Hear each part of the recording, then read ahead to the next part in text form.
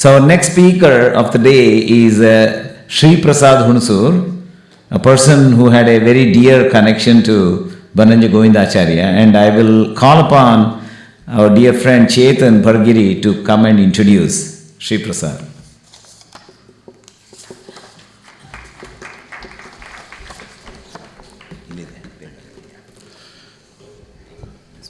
Okay. Thank you, everyone. Namaste. Shri Gurubhyo Namaha Hari Om. My name is Chetan Pargiri.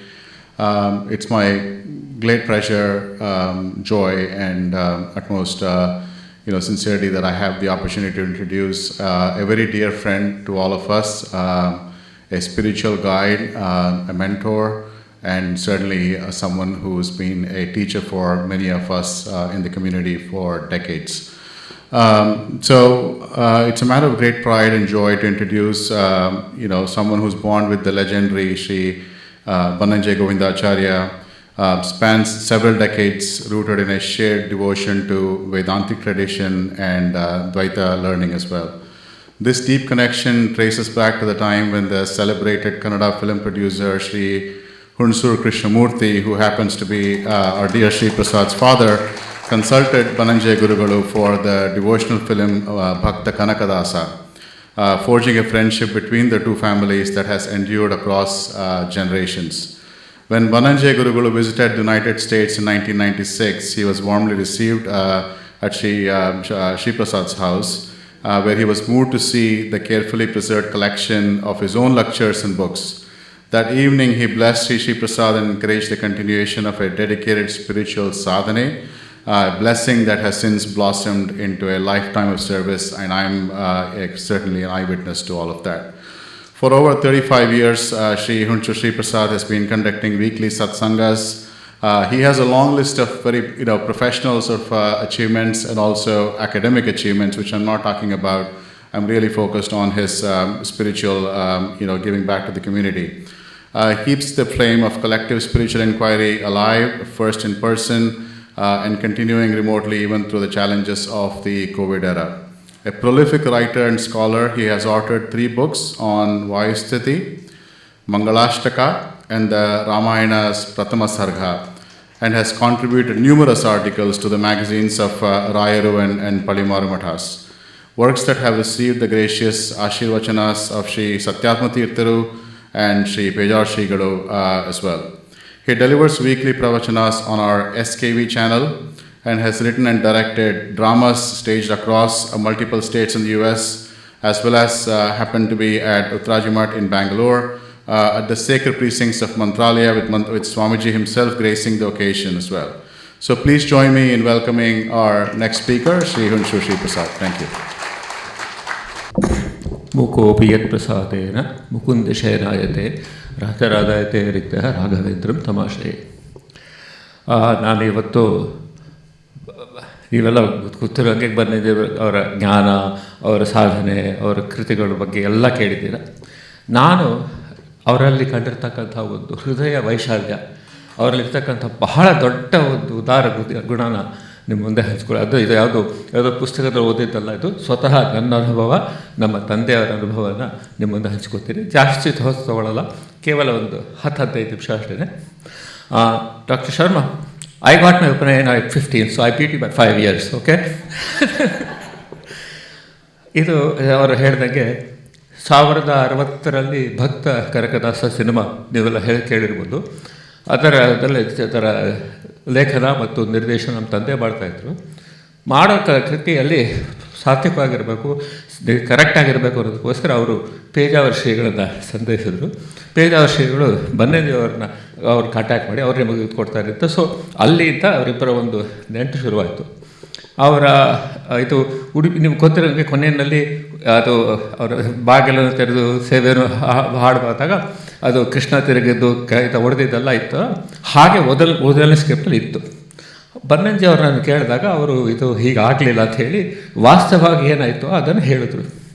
So ಅದನ್ನು ನಮ್ಮ ತಂದೆಯವರು ಸ್ಕ್ರಿಪ್ಟಲ್ಲಿ ಏನಿತ್ತು incorporate ಮಾಡಿದಾಗ ಮತ್ತೆ ಅವ್ರು ಸ್ವಲ್ಪ ದಿವಸ ಆದಮೇಲೆ ಫೋನ್ ಮಾಡಿ ಬನ್ನಂಜಿ ಅವ್ರು ಹೇಳಿದ್ರು, ಹೀಗೆ ನಿರ್ಮಾಪಕರ ಹತ್ರ ಇದನ್ನು ನಾನು ಪ್ರಸ್ತಾವಿಸಿದೆ.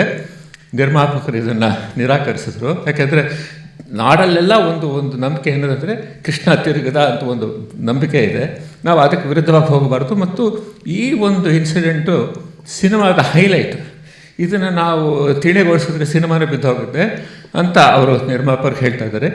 ಏನು ಮಾಡಲಿ ಅಂತ ಬನ್ನಂಜೆಯವ್ರನ್ನ ಕೇಳಿದಾಗ ಅವ್ರು ಎಂಥ ಒಂದು ಉತ್ತರ ಕೊಟ್ಟರು ಅಂದರೆ, ನೋಡಿ, ದುಡ್ಡು ಹಾಕಿರ್ತಕ್ಕಂಥ ನಿರ್ಮಾಪಕರು, ನಿಮಗೆ ಅನ್ನ ಕೊಡ್ತಿರ್ತಕ್ಕಂಥವ್ರು, ಅವ್ರು ಏನು ಹೇಳ್ತಾರೋ ಅದಕ್ಕೆ ತಕ್ಕಂಗೆ ಮಾಡಿ ಅಂತ ಹೇಳಿ ಅಂತ ಒಂದು ಅವರು ನಿಮಗೆ ಗೊತ್ತಿರೋಂಗೆ ಈ ಉಡುಪಿ ಕೃಷ್ಣನ ಬಗ್ಗೆ he was very very strong. ಆದರೂ ಸಹ ಒಂದು ಹೃದಯ ವೇಷ ಅಲ್ಲ, ಈ ಮನುಷ್ಯನಿಗಿರ್ತಕ್ಕಂಥ ಒಂದು ಧರ್ಮ ಸಂಕಟನ ಅರ್ಥ ಮಾಡಿಕೊಂಡು ಅವರು ನಿಮ್ಗೆ ಅವ್ರಿಗೆ ಹೆಂಗೆ ಬೇಕೋ ಹಾಗೆ ಮಾಡಿ ಅಂತ ಒಂದು ತೋರಿಸ್ಕೊಟ್ರು.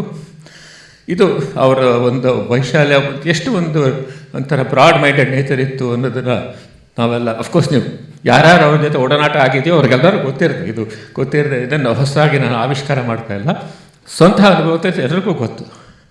ಆಮೇಲೆ 1998 ಅವರು ಮೊದಲನೇ ಸಾರಿ ಬಂದಾಗ, ಎರಡನೇ ಸಲ ಆಯಿತು, ಇಲ್ಲಿ ಬ್ರಿಡ್ಜ್ ವಾಟರ್ ಟೆಂಪಲಲ್ಲಿ ಅವ್ರದ್ದು ಒಂದು ಪ್ರವಚನ ಇತ್ತು.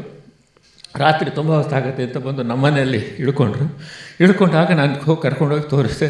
ಅವರ ಎಲ್ಲ ಪುಸ್ತಕಗಳು, ಅವರ ಎಲ್ಲ ಪ್ರವಚನಗಳು ನೋಡಿ ತುಂಬ ಸಂತೋಷಪಟ್ಟರು. ಅದನ್ನೇ ಚೇತನ್ ಹೇಳ್ದಂಗೆ ಆಶೀರ್ವಾದ ಮಾಡಿ ಇದನ್ನು ನೀವು ಕಂಟಿನ್ಯೂ ಮಾಡಿ ಅಂತ ಹೇಳಿ ನನಗೆ ಅವ್ರು ಕೊಟ್ಟಿರ್ತಕ್ಕಂಥ ಪ್ರೋತ್ಸಾಹದಿಂದ ನಾನು ಒಂದು ಮಾಡ್ಕೊಂಡು ಬರ್ತಾಯಿದ್ದೀನಿ. ಅವರ ಒಂದು ಅನುಗ್ರಹವೇ ನನಗೆ ಒಂದು ಅಧ್ಯಾತ್ಮದ ಒಂದು ಕೀಳು ಒಂದು ಆಸೆ ಹುಟ್ಟಿಸಿದವರೇ ಅವರ ಒಂದು ಪ್ರವಚನಗಳು. ಅವರ ಇದನ್ನು ಕೇಳಿ ನನಗೆ ಇದು ಒಂದು ಬಂದಿರತಕ್ಕಂಥದ್ದು. ಆಮೇಲೆ ಇನ್ನೊಂದು ಸಲ 2000 ಇದರಲ್ಲಿ ಅವರು ಆ್ಯಕ್ಚುಲಿ 3 ಸಲ ನಮ್ಮ ಮನೆಯಲ್ಲಿ ಬಂದಿದ್ದಾರೆ ಅವರು. ಭಗವದ್ಗೀತೆ ಇದರ ಬರೀಬೇಕಾದ್ರೆ ಎಷ್ಟೋ ನಮ್ಮ ಮನೇಲಿ ಬರೀತಾರೆ.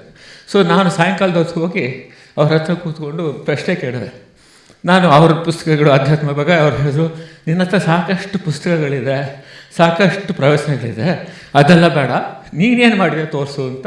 ಅದಕ್ಕೆ ಇದು ಯಾರು ಹೇಳ್ತಾರೆ, ಎಂಥ ಒಂದು ಅಂಥ ಒಂದು ದೊಡ್ಡ ಜ್ಞಾನಿ, ಅಂಥ ಒಂದು ದೊಡ್ಡ ಇವರು. ನಾನು ಮಾಡಿರ್ತಕ್ಕಂಥ ಕೃತಿಗಳು, ನಾನು ಮಾಡಿರ್ತಕ್ಕಂಥ ಒಂದು ಟ್ರಾನ್ಸ್ಲೇಷನ್ಗಳು ನೋಡಿ ಬಹಳ ಸಂತೋಷಪಟ್ಟರು. ಅವರ ಒಂದು ಮಂಗಳಾಷ್ಟಕನ ನಾನು ಟ್ರಾನ್ಸ್ಲೇಟ್ ಮಾಡ್ತಕ್ಕಂಥ ಸೌಭಾಗ್ಯ ನನಗೆ ಸಿಕ್ತು. ಅದನ್ನು ನೋಡಿ ನಮ್ಮ ಯೋಗೇಂದ್ರ ಭಟ್ರು ಭಾಳ ಮೆಚ್ಚಿಕೊಂಡ್ರು. ಇದು ಅವರ ಆಶೀರ್ವಾದದ ಹಾಗೆ.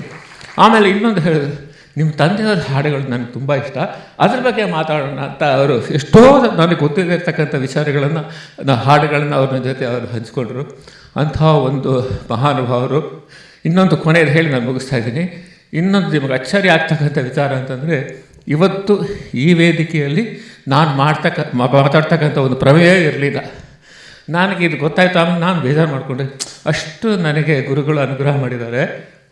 ನನಗೆ ಇಲ್ಲಿ ಮಾತಾಡ್ತಕ್ಕಂಥ ಒಂದೇನೋ ಒಂದು ಭಾಗವಹಿಸ್ತಕ್ಕಂಥ ಒಂದು ಅವಕಾಶ ಸಿಗಲಿಲ್ಲ ಅಂತ ನೋಡಿ. ಅವರು ಇಂಥ ಒಂದು ಅನುಗ್ರಹ ನಮ್ಮ ಬಳ್ಳಾರಿಗೆ ಪ್ರೇರಿಸಿ ಅವ್ರ ತಲೆ ಮೇಲೆ ಕೂಡಿಸಿ ಇವತ್ತು ನನ್ನನ್ನು ಇಲ್ಲಿ ಈ ವೇದಿಕೆ ಮೇಲೆ ಕರೆಸಿದ್ದಾರೆ. ಇದು ಅವರಿಗೆ ನನ್ನ ಮೇಲಿರ್ತಕ್ಕಂಥ ಒಂದು ಪ್ರೀತಿ, ಒಂದು ಅನುಗ್ರಹ, ಆಶೀರ್ವಾದ ಅಂತಲೇ ನಾನು ಭಾವಿಸ್ತಾ ಇದ್ದೀನಿ. ಇಂಥ ಒಂದು ಮಹಾನ್ ಗುರುಗಳ ಒಂದು ಒಡನಾಟ ನಮಗೆ ಸಿಕ್ಕಿದ್ದು ನನ್ನ ಜೀವನದ ಸೌಭಾಗ್ಯ ಅಂತ ಹೇಳಿ ನಾನು ಮುಗಿಸ್ತಾ ಇದ್ದೀನಿ. ಶ್ರೀಕೃಷ್ಣ ಅರ್ಪಣಮಸ್ತು.